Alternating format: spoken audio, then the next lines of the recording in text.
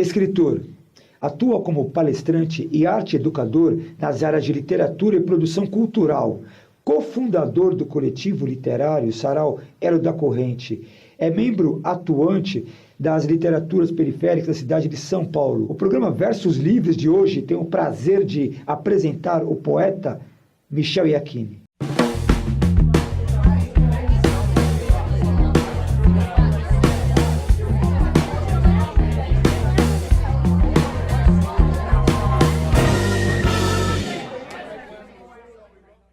Eu nasci em 1981, né, ali em Pirituba, em uma das várias Piritubas, porque Pirituba é um bairro que tem várias facetas, né?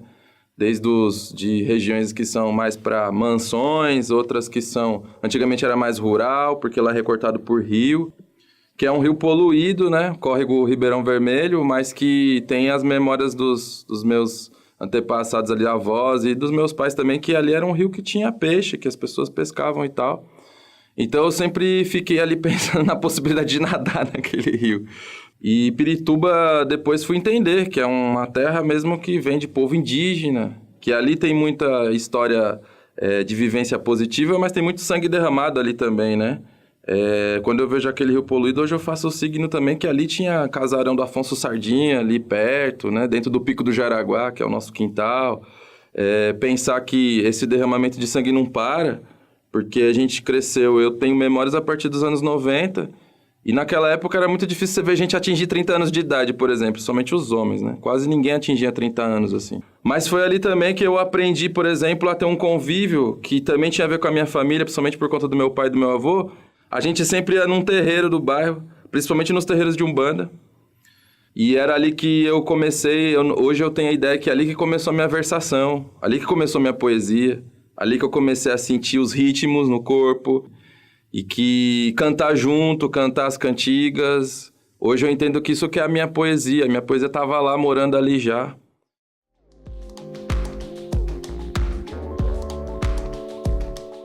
Rebento. Quando nasci, fui consagrada nas palavras ancestrais, banhada com águas de cabaça e perfumada com incensos de proteção. Verti choro como verti. Mamãe bebeu minhas lágrimas, acalmou-me por inteira.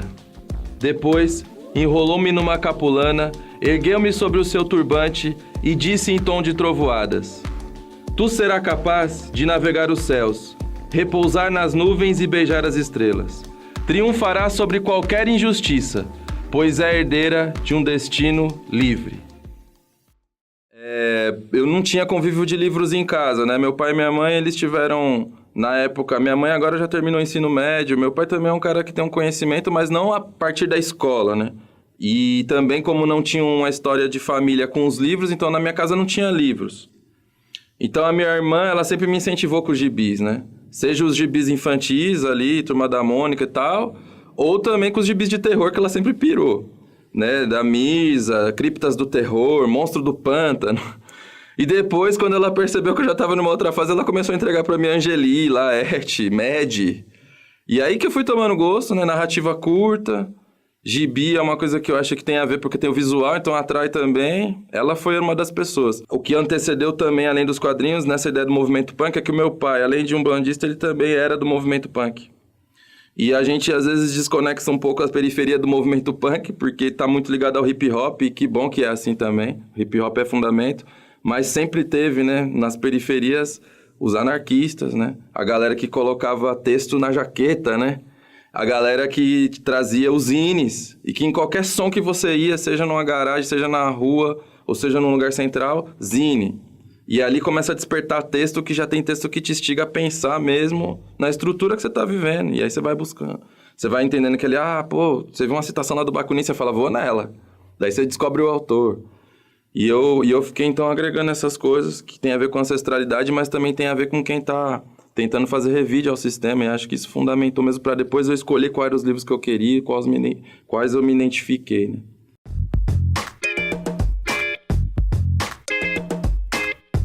Mapas de asfalto. Há tempos que o céu das quebradas acorda cinzento. As pedras ficam intactas, endurecendo vida pelas esquinas.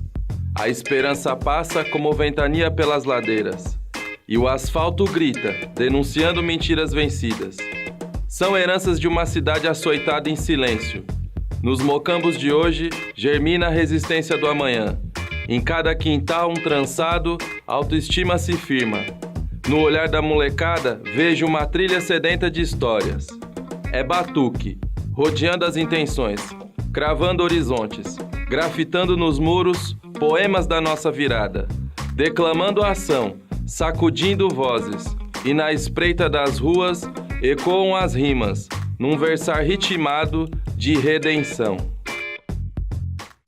Mas a partir do momento que você tem, e hoje com essa ideia da internet, você tem uma divulgação que tem um sarau num bairro, você muda o foco daquele bairro para além só de ter o estereótipo do helicóptero que passa lá falando que está percorrendo criminalidade ou que ali é um lugar perigoso, certo? Vai ter uma intenção de mirar para Pirituba dizendo também que lá que tem literatura, que tem escritores e que tem vozes dizendo sobre a singularidade daquela história, que não é uma voz geral ali, que quando a gente vê todo mundo por cima no helicóptero, você não sabe qual é a história de cada casa, de cada telhado que tem ali, né? De cada viela. Isso daí tira a nossa individualidade também, né? Quando a gente vai pensar também na situação, isso dizendo do bairro, mas se a gente for pensar a São Paulo nessa estrutura que você só tem ônibus para ir até o centro, né? Na estrutura física mesmo urbana, que é só para você trabalhar e voltar, a gente quebrou isso porque a gente começou a se comunicar com outros bairros, né? E aí pensar que eu antigamente tinha uma memória de Peru só por causa do cemitério, da Brasilândia só porque lá era um lugar que o bicho pegava. Hoje não, a gente vai tranquilamente porque a gente sabe que lá tem gente que tá na mesma pegada. Tá abrindo seu espaço à noite pra gente poder sorrir, pra gente poder celebrar, enfim, ver uma peça, ouvir um som, falar um poema. E isso eu tô falando dos mais próximos. Agora imagina que a gente vai lá pro Capão, então, que a gente vai lá pra Suzano. Então a gente quebrou um pouco também essa geografia, a gente refez a geografia da cidade, né? Na prática. Então agora a gente tem um cenário de dizer, Pirituba tem um cenário cultural, nesse sentido da arte, né? Cultura sempre tem, mas agora você já sabe quem são os escritores e as escritoras. E aí o bairro levou a gente pro Capão, mas também levou a gente pra Bahia, levou a gente pro Ceará, levou a gente pra Argentina, me levou pra Europa, me levou pra Cuba. Entendeu? Leva a gente para outros lugares. A literatura virou o passaporte que a gente não tinha para ir além da esquina, né? A gente tinha talvez um imaginário que fazia no máximo a gente ir até a esquina, porque a gente tinha medo até de ir na rua de baixo, né?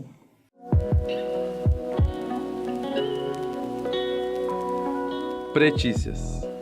O batuque que toca em teares do olhar encolhe o mundo, confirma o brinde. As ruas se calam, vielas exaltam, os becos estalam e a gente se firma.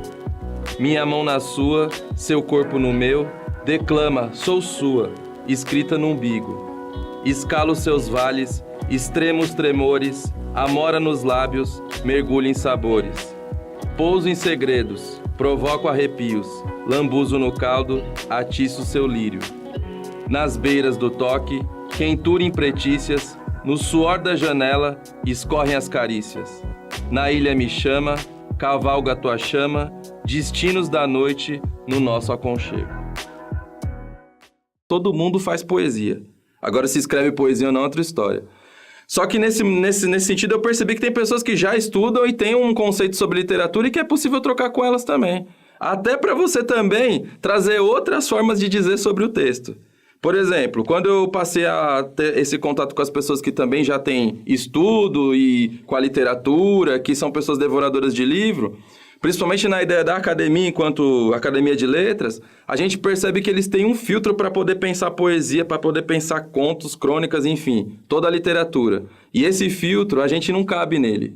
A periferia não cabe, o povo negro não cabe. Por quê? Porque a gente tem outra forma de fazer frase, outra forma de dizer as palavras, outra forma de pensar a nossa história. E uma das coisas mais simples é pensar que quando a gente fala, por exemplo, vamos, o ficar, o tratar sem esse R final, por exemplo. Quando a gente fala os menino, isso tudo tem a ver com língua africana e língua indígena, dentro do nosso português, por exemplo. É aí que é a hora que a gente pega a teoria e fala, não, calma lá, essa teoria pode ser importante para legitimar o que a gente faz. E não pra gente ficar sendo tratado como exótico. Ou, vocês fazem, é bacana, mas, putz, vocês podiam aprender do outro jeito. Não, nosso jeito é autêntico, ele vai ser assim, ele tem uma história, ele resistiu, né?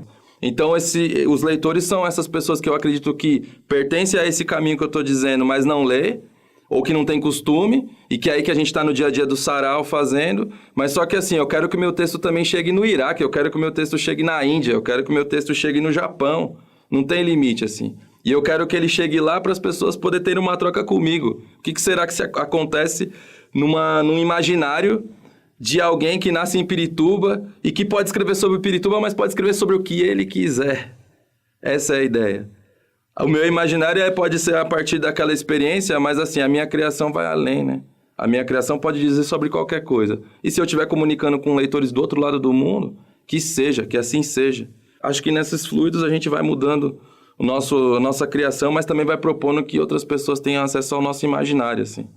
E não é aí que talvez essa ideia de escrever sobre várias coisas é por acreditar. A periferia nunca vai sair de mim. Tudo que eu escrever, seja para escrever sobre um jogo de futebol num estádio lotado, ou seja para escrever sobre alguém que está versando na beira de um córrego, eu sou o Michel de Pirituba. E todas as vezes esse texto vai flertar com essa realidade que eu vivi e que vivo, assim. E vai alimentar minha observação, vai alimentar minha criação. Então, os meus mundos possíveis já tá na periferia porque ela tá dentro de mim. Agora, assim, eu não sou monotemático, eu penso que a gente pode ir para além disso, assim. E eu acredito que falar de outras coisas também é um ato político, porque a gente se põe a partir de outra vertente, né? A gente se põe a partir de outro lugar também. E não só mais de defender, mas também de oferecer, né? De gingar, né? De ter balanço também. É um pouco essa ideia que acho que vai movendo também a gente falar do nosso positivo e não só das mazelas, né? A gente tem algo a dizer também. É nesse sentido, né? Alembramentos. Lembro de um tempo em que o mundo era maior, bem maior, e cabia dentro do nosso abraço. Lembro do dia em que eu vi um canarinho lacrimejando o sol, lhe dando de beber. Lembro de cores minhas ausente, onde eu não esbarro mais. Lembro que eu gostava de vagar por aí, a ouvir tudo que o silêncio dizia. Até que uma vez, ainda miúdo, me disseram que lembrar é um erro. Lembrar é um erro. Depois disso, tem coisa que eu não me lembro. Mas do resto, eu me lembro de tudo.